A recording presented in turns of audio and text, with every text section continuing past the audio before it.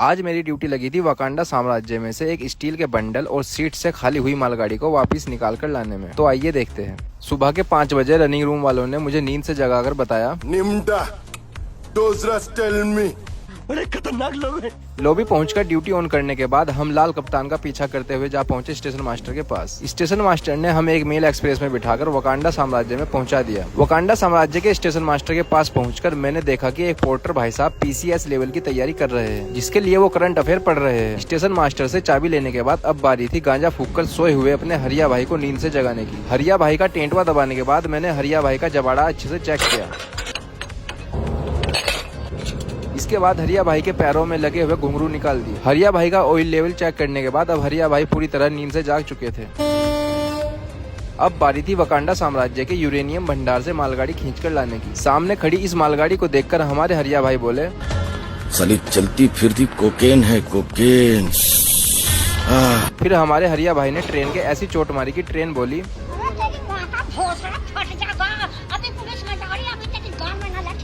अब ट्रेन जोड़ने के बाद बारी थी ट्रेन चेक करने की, जिसके लिए मैंने पूरी ट्रेन के एक एक वैगन को चेक किया कि कहीं कोई वैगन का ब्रेक जाम तो नहीं है, जिसके लिए मैंने चक्कों पर पत्थर मारकर रिलीज होने का पता लगाया। राइट है सर।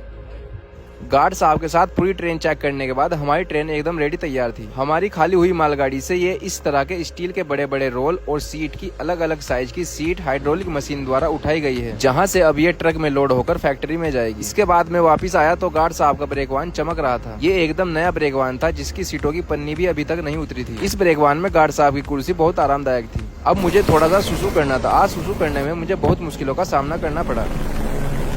थोड़ी देर में हमें पता चला कि ये ट्रेन किसी दूसरे रूट जाएगी, जहां का मेरा ऐलान नहीं है। इसलिए यहाँ पर ALP चेंज कराकर मेरे लोको पायलट को आगे भेज दिया गया और मुझे यहीं उतार लिया गया। तुम्हारे बगैर एक पल भी जिंदा नहीं रह सकता। क्या करूं मैं? अपने लोको पायलट को टाटा बाय बाय करके मैंने रनिंग रूम से लाया हुआ माल लपेट दिया। इसके बाद मेरे लिए एक स्पेशल ट्रेन रुकवाई गई, जिसमें सवार होकर मुझे वापस अपने हेडक्वार्टर जाना था। ट्रेन के रुकने पर मैं गार्ड साहब के साथ पीछे की साइड सवार होकर अपने हेडक्वार्टर पहुंच गया और इस तरह से मेरी एक और बेहतरीन ड्यूटी समाप्त हो गई।